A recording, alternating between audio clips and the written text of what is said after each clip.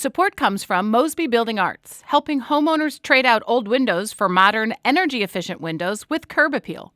Estimates at callmosby.com. From St. Louis Public Radio. This is the Politically Speaking Hour on St. Louis on the Air. I'm Jason Rosenbaum. We noted during a show earlier this month that the Missouri General Assembly was very productive over the 2026 session. The last week did not feature the typical melodrama that stalls legislation, but rather lawmakers actually debating and sending bills to Governor Mike Kehoe. One measure that was sent to the GOP chief executive near the last day of session moves a slew of school-related elections in St. Charles County from April to November. GOP State Senator Adam Schnelting's bill passed through the House by a closer than usual margin, mainly because a number of Republicans crossed party lines to vote against it. Still, backers of the idea contend that it will bolster interest and civic participation in important elections with real financial consequences. That includes State Representative Richard West, a Wentzville Republican who handled the legislation in the House. West joins us right now. Representative, welcome to the Politically Speaking Hour on St. Louis on the Air. Afternoon, Jason. Thank you for having me here. Before we touch on the discourse around the legislation, I want to talk about what it actually does. Currently, St. Charles County School Board elections are held in April. When would the first November elections take place under this bill? So the first November elections would take place in 2028, November of 2028. And this bill mentions that school board members would be subjected to 4-year terms instead of 3, correct? Currently, we have 3-year terms. It would move them to 4-year terms, yes. Now this is not unprecedented. There are other school boards around the state that have either 4 or 6-year terms, but why 3 instead of, or I'm sorry, why 4 instead of 3? So 4 would put it in those even years to be in the November elections, even years of voting with other issues to get higher voter turnout. This would move school bond initiatives Correct. From April to November as well. Why? Bond indebtedness and any tax issues, actually. I was going to ask that as my follow-up question. So if, for instance, a school district wanted to just straight up raise its property levy, it would also be for November, correct? It would have to be November, correct. So what is the thinking behind that? So, look, I'm a huge transparency person. I believe more voter turnout is better if we're going to raise our taxes and elect people in our school boards, which are very important things. I deal with what's called voter fatigue. We have huge elections in November. Then come April, people are they're tired with the political process. They don't know or they don't understand what's going on with it. And then they either don't vote or they forget to vote or they're just too busy.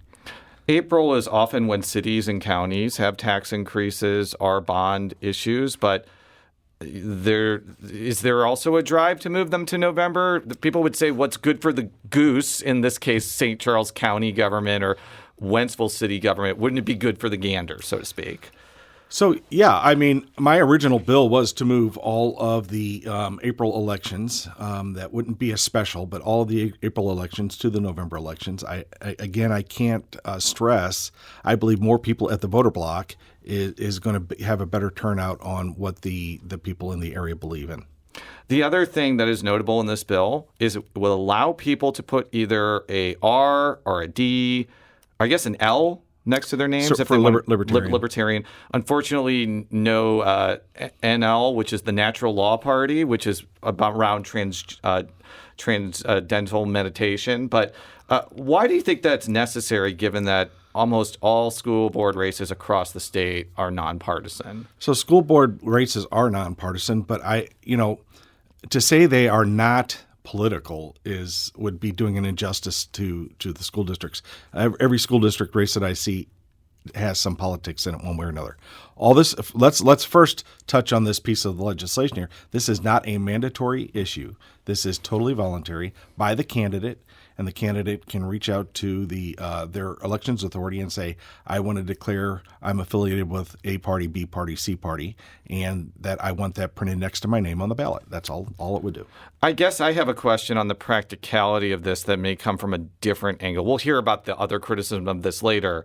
There are plenty of Republicans in Jefferson City who do not hold quote-unquote conservative views on education policy, such as like providing direct support to private schools through vouchers or tax credits or whatever, or they don't support open enrollment. So would placing a party label on candidates really be that helpful, given that partisanship is not an automatic arbiter of somebody's views on education? So, that would be strictly up to the candidate themselves on what they choose to do. If they think it would help them. Now, they don't, like when I go to the ballot or go to the Secretary of State's office, I have to declare with the party. This would not require that. This would just allow the candidate to self-identify. And I just think it's another way when people are trying to weed out who they want to vote for. That's another way, not the only way. If anybody does that the only way, that shouldn't be done that way. But it also helps them to kind of, if you claim yourself as a Republican or a Democrat, your party has guidelines that, you should be following. And I think that if I look down and I see an R or a D, to me, it would follow what their party says they should be doing, or the outlines of their party, and would help me make a better decision on where this person stands generally. Yeah, I think that, again, would be the case for most issues. If you saw an R next to somebody's name, I would say 9 times out of 10, they're probably going to be against abortion rights, against gun control. But again, for education, it's not really that cut and dried. So I'm just asking again, how informative is that to people? I guess that's maybe a reason why they would have to actually learn more about the candidates before voting, and not just depending on the R, D, or L after their name. Well, as I said when we first sat down, It's all about transparency for me. If that's one way for me to single that person out and do more information on them because I see an R or D and I start with them first. Again, I can't say enough that if you're just voting based upon that criteria, I don't think you're doing it justice. Why does this only apply to St. Charles County and not other parts of the state? Well, the original bills, both mine and Senator Schnelting's bill, encompass the whole state. Through the debate process on the Senate floor, it was chosen to put an amendment on this bill to only have St. Charles County. And the reason Senator Schnelting and myself are pushing for this, our county, the constituents in my county, our county government just had a resolution passed in county government. The majority of my county, not to mention my district, supports this and has been asking. I've ran this bill for 5 years now. This bill did not pass by a landslide in the House after some procedural havoc, which if you really want to get into it, you can, but I think it's not really that important because it did pass. It did. It only passed with 83 votes, which is one more vote than needed to finally pass a bill in the Missouri House. Why did it have more trouble than other bills that Republicans put to the floor in getting across the finish line? So, as you stated before, there are Republicans that have different views on schooling and school choice and school, how we deal with schools. Rural areas typically deal with their schooling different than the urban areas. There were Republicans. I'm not going to say they didn't go with party lines. I don't know that this was a party line vote.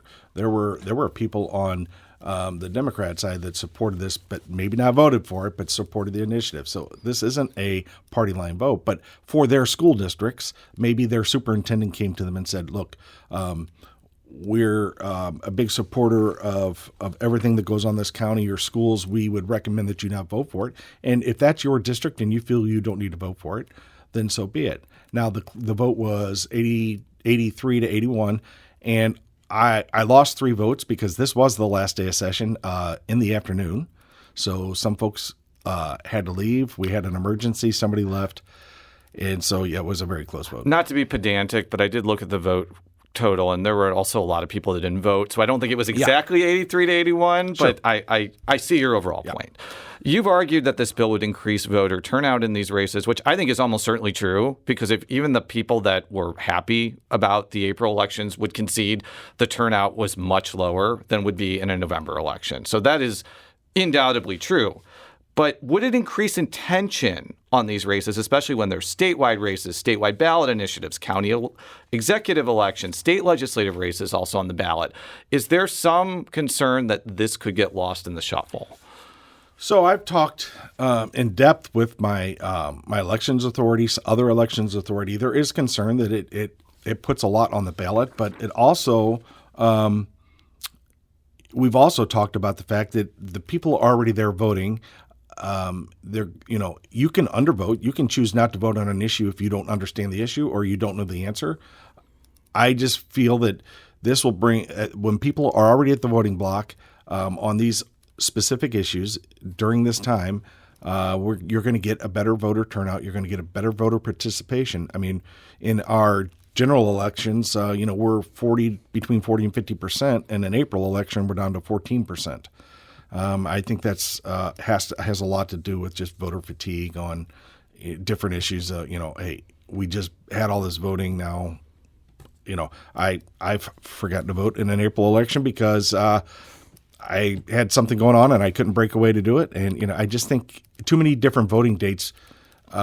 Now you talk about carve-outs and special issues. You just put a special issue on a special date and nobody shows up and you get your initiative passed because all the people that want to vote for it show up to vote and nobody else does. I was going to tisk about you not voting in an April election, but I have also missed April elections before too, even though I've tried to vote as much as I can.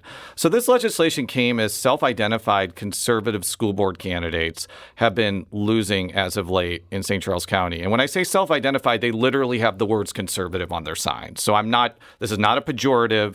I am being very literal here. And this includes a contest for the Francis Howell School Board. I spoke last month with Jamie Martin of Francis Howell Families, a group that campaigned for candidates who did not self-identify as conservative.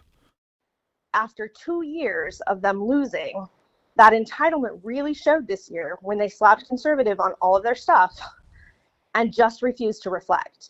Doubled down. The vitriol was very obvious on their side of the fence. Our voters are very turned off by that.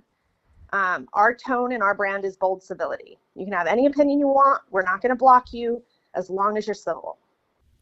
That was Jamie Martin of Francis Howell Families, a group that supported school board candidates in St. Charles County, and specifically that school district, who did not self-identify as conservative. So I think that's been the biggest criticism of this legislation, that the critics see these school board elections not going conservatives' way, and they see this as sort of like sour grapes that you're trying to move to a more advantageous election cycle. I want you to respond to that because I think if there's been anything that I've heard that probably deserves a response, it's probably that.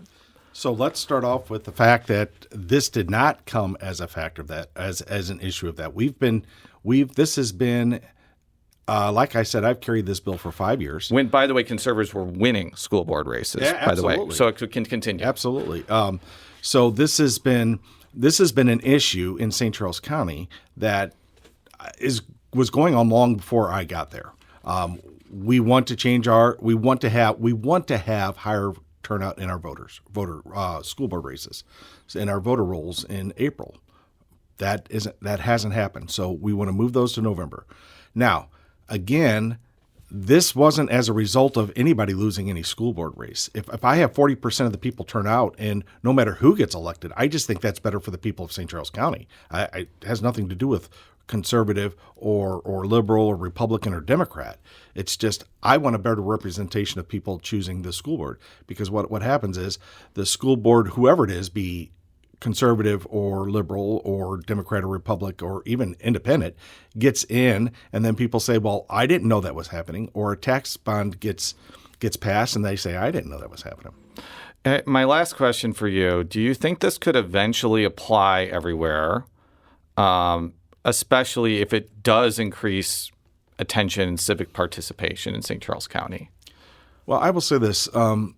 A lot of the debate, or a lot of the questions I had from representatives when I was whipping the vote and working on, getting the final numbers, was why is my county not doing this? Why is my school district? Why aren't my school districts involved? And I said, well, basically that comes down to your senator. Your senator could have asked for it on the floor and been included. Right now, it was only St. Charles County that was interested in this issue. State Representative Richard West is a Republican who represents several municipalities in St. Charles County, including Wentzville. Representative, thank you so much for joining us. Thank you.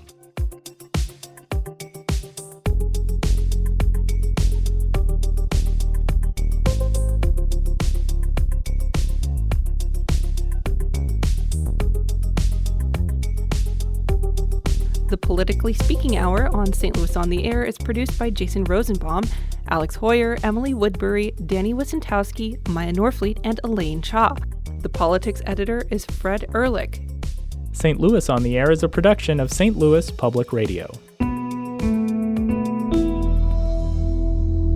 Understanding starts here. Do you find yourself regularly listening to episodes of St. Louis on the Air? Suggest us to a friend you think might enjoy our conversations. And leave us a review and rating on Apple Podcasts on the App Store. It's the simplest way to help people discover our show. Thanks. St. Louis Public Radio is a member-supported service of the University of Missouri St. Louis.